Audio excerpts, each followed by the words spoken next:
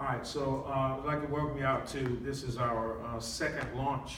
I actually like the idea of calling it a launch because every time I feel like each school year, it is really a new launch. We are hoping to get more students involved every single year. We want more. At one point I was thinking, about how do you limit and not overdo? But I believe that that my job is not really to consider what to do about too many. I believe it is the Lord's job. I put all that pressure on God to deal with what to do when the numbers seem like they're overwhelming, because I believe He'll send people.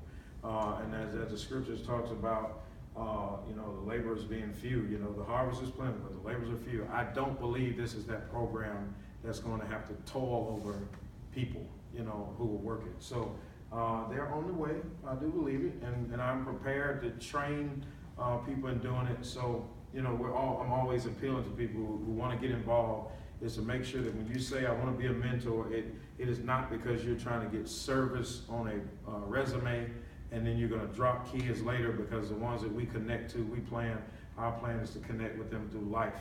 For the young men who are in school, that when we see them go up in whatever trade or whatever college they choose to go to, a career they choose, we would like to see them and guide them through it, as well as when they choose to have families and marry and so on and so forth. That is what our desire is. It is referred to as the Mentoring Initiative. I don't have it capitalized on the screens, the men and the end, but we feel like one of the key problems is that a lot of young men do not have men that are involved in their lives on a regular. They have people who step in and step out, and they get used to the pattern of someone coming around for a minute and then leave, and then come around for a minute and leave.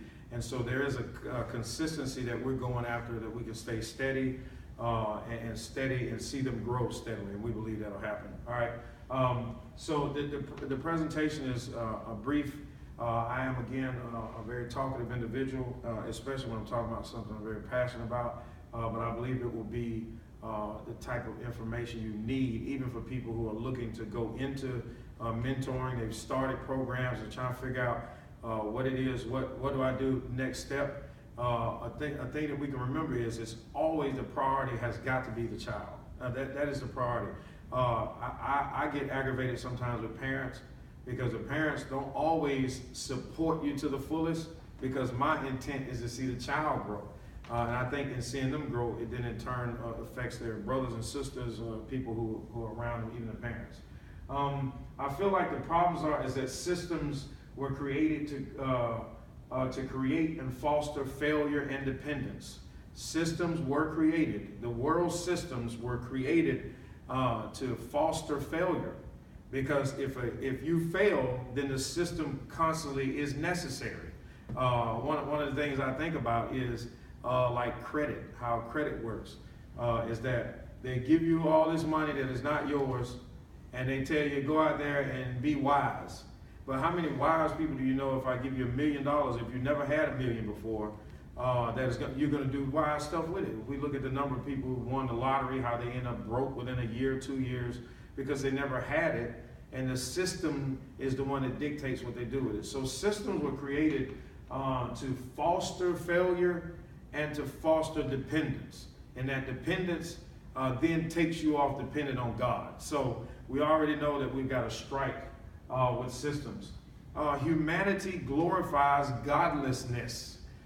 So you're never going to see the world say that it's a great thing to worship and serve God. Right now, it looks like everything is taking you away from God. Even the current music that the children listen to, the secular music they listen to, is godless. Or if you get some rappers that talk about God, they're talking about God while they're smoking a split, or while they're drinking. They're drunk and they're saying, I want to give all honor to God for helping me write this song that talks about murdering and killing people.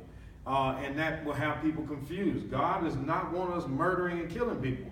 And so while the world pushes for godlessness, believers and programs like the Mentoring Initiative are pushing that we put God back in solutions. Because any solution that is void of God, that is a temporal solution. But if a solution has God involved, then you're going to see long-term effects. All right. Here are some staggering statistics.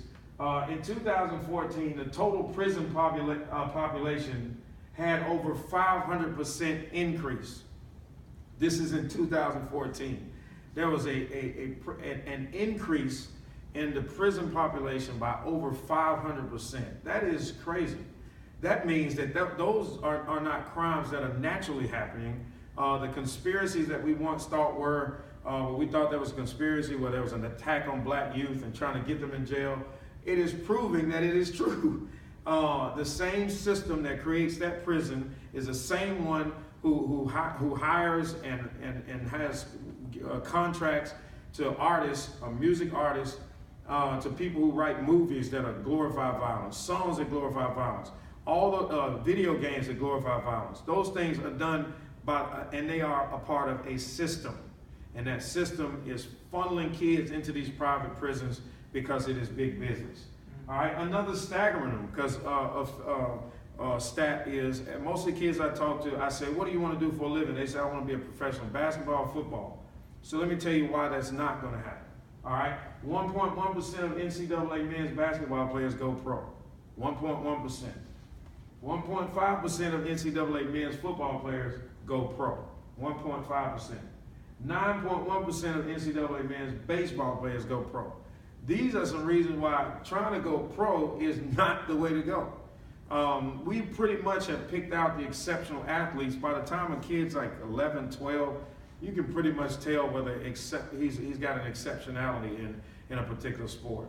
I'm not saying quit, but I'm saying there needs to be, you need to find what your goals are, set goals, and find what your niche is. If it's music, you need to build it. If it's sports, you build up to a certain point. But there needs to be a plan set in place to get you there. And that's what our program will provide. So here are the objectives for the program itself. All right, number one, we want to assimilate students to the norms of society. So what I looked up was Piaget, psychologist, said that one of the toughest things for a human to do, accommodation is one of the toughest things to do. We run into children who have created this street vernacular. They've created this mentality that helps them survive in their community. Then they come to a school and the school says, throw that away, and now I want you to take on my ways. That's called accommodation. It doesn't work, all right? Accommodation does not work. Because the child who needs to learn how to put up his dukes in his neighborhood, he needs to know how to hold them, fold them, and he needs to know when to run. He needs to keep part of that mentality.